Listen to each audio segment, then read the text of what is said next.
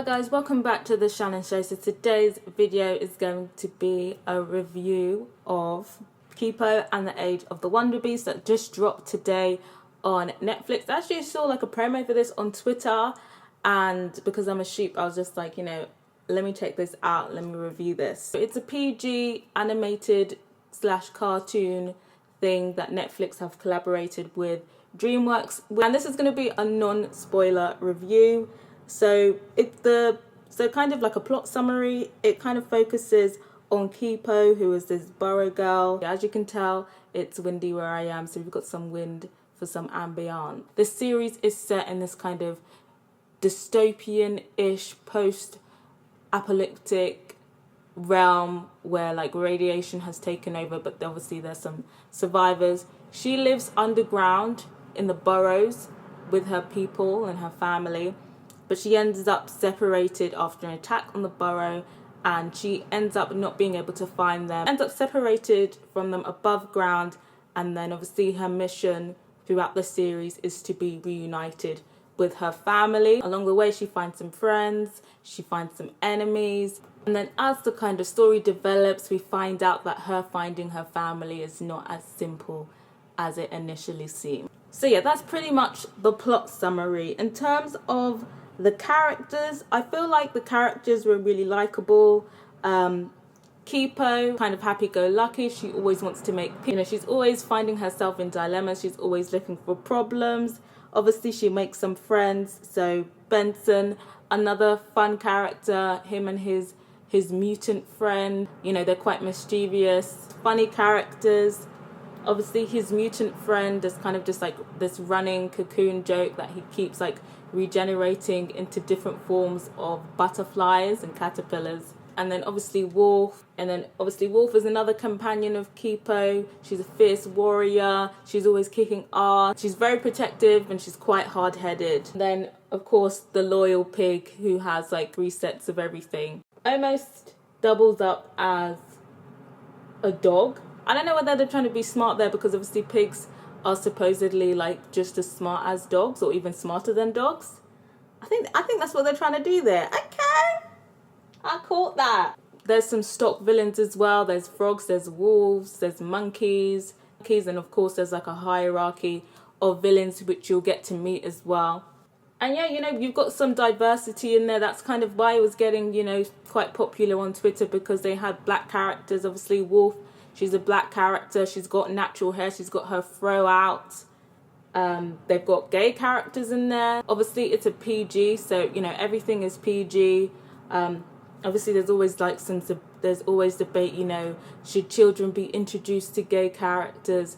I don't see a problem with it. Like, when I was a child, I knew about gay people. Like, people be knowing, and there are gay children out there. So, get over it if you're pressed. Those of you who are wondering, as I said, it's PG, and everything is in the realm of PG. In terms of like the journey and the adventures that we go on with Kipo and her friends, I feel like there were some decent adventures. I feel like in the beginning they were fun, but I feel like as it went on, it started to become a bit repetitive.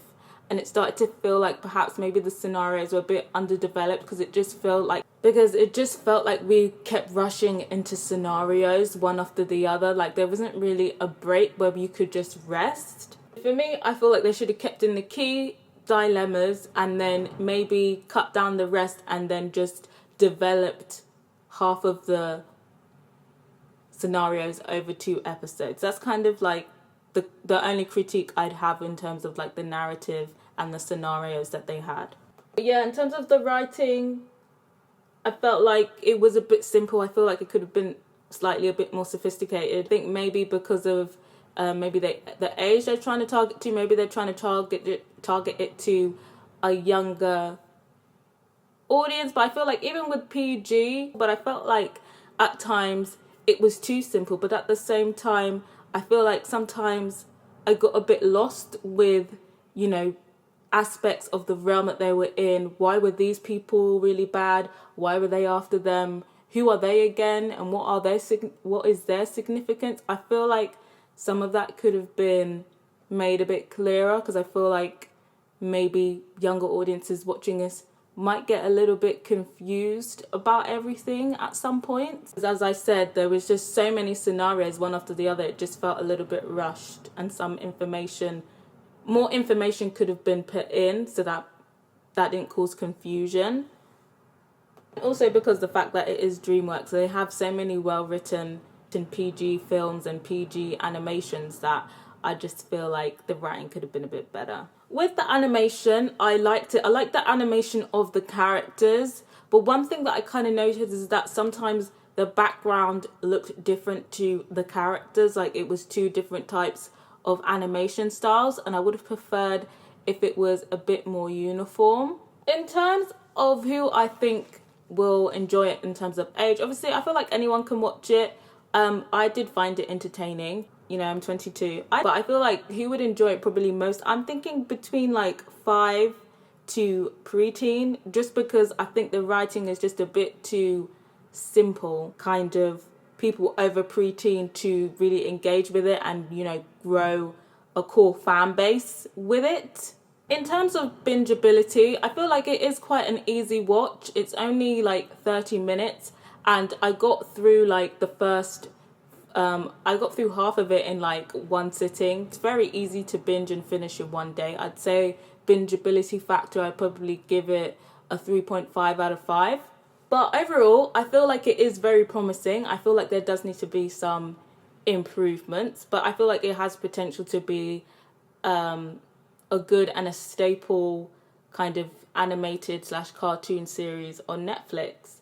I think my overall rating will have to be 2.5 out of 5, almost a 3, but not quite. I do think there needs to be some improvements for the next season, but I would recommend checking it out. I feel like it is a good watch. I'd recommend it. I'd recommend it more to a younger audience. So if you have like some cousins or a child, then I'd watch it with them or recommend it to them.